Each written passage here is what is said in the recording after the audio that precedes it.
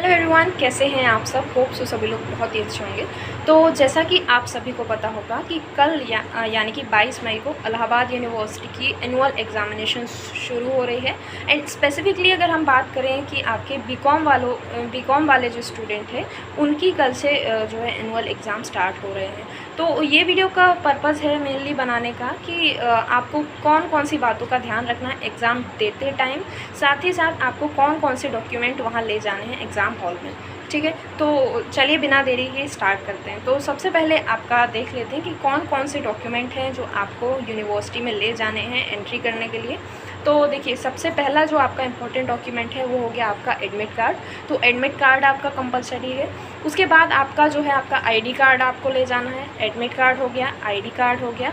उसके बाद एक चीज़ ऑप्शनल है, वो है आपका आधार कार्ड। तो आप आधार कार्ड भी ले जा सकते हैं क्योंकि कल पहला दिन है, तो मतलब हम कह नहीं सकते, इसलिए कोई भी आपको प्रॉब्लम ना फेस करनी पड़े, इसलिए अपना आधार कार्ड भी आप ले जाइए। उसके बाद कुछ बच्चे ऐसे भी होंगे जिनके पास शायद आईडी कार्ड ना हो, तो इसके लिए एक अनदर ऑप्शन है जो है आपका फ़ीस रिसिप्ट और एडमिशन कार्ड का। तो ये दोनों डॉक्यूमेंट आपको ले जाने हैं अगर आपके पास आईडी कार्ड नहीं है अपना। अब ये तो हो गए आपके डॉक्यूमेंट्स का, आपको क्या क्या डॉक्यूमेंट्स ले जाने थे। अब क्या क्या चीज़ें आपको नहीं ले जानी है, जैसे आपको अपना फ़ोन नहीं ले जाना है क्योंकि ऐसी कोई भी आपको फैसिलिटी वहाँ नहीं मिलेगी जहाँ आप अपना फ़ोन सबमिट कर सकें। साथ ही साथ आपको क्या नहीं ले जाना है वो है आपका जो भी है कैलकुलेटर यूज़ नहीं कर सकते हैं आप एग्ज़ाम हॉल में। कैलकुलेटर मत लेके जाना, अगर आपके पास पकड़ा जाता है तो आपको ही दिक्कत होगी। तीसरी जो चीज़ है वो आती है आज के ज़माने में, वो है आपकी स्मार्ट वॉच। तो स्मार्ट वॉच आपको एकदम नहीं लेके जानी है। बाकी अगर आपके पास नॉर्मल वॉच है तो उसको आप टाइम मैनेज करने के लिए ले जा सकते हैं। एंड मैं यही सजेस्ट करूँगी कि आप नॉर्मल वॉच को ले जाइए इंस्टेड ऑफ स्मार्ट वॉच, क्योंकि स्मार्ट वॉच जो भी है एग्ज़ाम हॉल में प्रोहिबिटेड है। तो ये चीज़ हो गई आपको क्या क्या चीज़ें नहीं ले जानी है। अब देख लेते हैं थोड़ा सा आपके आंसर राइटिंग पे कि आपको क्या क्या चीज़ें आंसर राइटिंग करते टाइम ध्यान रखनी है। सबसे पहले जैसे ही आपके पास पेपर आएगा, तो पेपर जैसे ही आएगा आपको क्या करनी है, एक साइड जो आप जैसे क्वेश्चन लिखते हैं क्वेश्चन 1 क्वेश्चन 2 करके, या फिर आंसर 1 आंसर 2 करके, तो आपको क्या है एक साइड पेज के लेफ़्ट साइड आपको क्या है स्केल की लेंथ से मार्जिन कर लेनी है। साथ ही साथ एक साइड जो राइट साइड है आपके कॉपी की, A4 साइज़ की कॉपी की राइट साइड आपको मार्जिन नहीं करनी है, बट अपने हिसाब से आपका जो राइटिंग का तरीका है अपने हिसाब से मार्जिन लेके चलनी है। बस आपको स्केल से या मतलब पेन से मार्क मत करिए राइट साइड में। तो ये पहली चीज़ हो गई। उसके बाद ऑल क्वेश्चन आपको अटेम्प्ट करने हैं, कोई भी क्वेश्चन छोड़ के मत आना। यानी कि जैसे इस बार पेपर में 5 क्वेश्चन आने वाले हैं, तो और करके क्वेश्चन रहेंगे, तो इस चीज़ का भी ध्यान देना कि पैटर्न आपका कैसा दिया गया है पेपर में। अगर 2 क्वेश्चन और में हैं तो उसमें से कोई एक क्वेश्चन आपको करना है जो आपको अच्छे से आ रहा हो। साथ ही साथ क्वेश्चन नंबर को डालना मत भूलिए, तो आंसर नंबर का आपको ध्यान देना है। उसके बाद जो चीज़ आती है वो है आपकी हेडिंग। तो हेडिंग आप ध्यान करिए कि आप अपना ब्लैक पेन से डालिए ताकि चीज़ें हाईलाइट हो सकें। एक चीज़ और है, जैसे कि आपको आंसर जो है, जैसे एक पेज में आपको मिनिमम 2 पैराग्राफ्स में आंसर तो देना ही है, ताकि उससे जो है आपका रिप्रेजेंटेशन अच्छा लगता है देखने में पेज का। इसके साथ साथ जैसे आपका कोई इंपॉर्टेंट कीवर्ड है, जैसे आप पैराग्राफ लिख रहे हैं, कोई इसमें इंपॉर्टेंट वर्ड आया जो काफ़ी फेमस है, तो उसको आपको क्या करना है, अंडरलाइन कर देना है। ठीक है, हाईलाइटर का यहाँ कोई यूज़ नहीं करना है, ना ही आपको वाइटनर का कोई यूज़ करना है।